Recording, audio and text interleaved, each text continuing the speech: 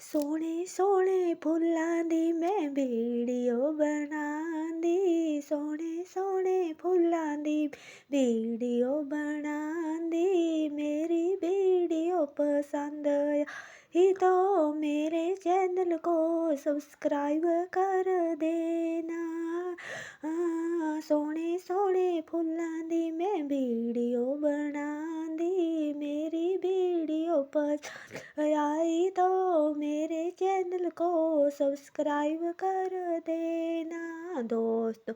आपका बड़ा बड़ा धन्यवाद हो जाएगा। सोने सोने फुल्लां दी मैं वीडियो बनांदी मेरी वीडियो पसंद आए ओ मेरे चैनल को सब्सक्राइब कर देना दोस्तों। बड़ा बड़ा धन्यवाद हो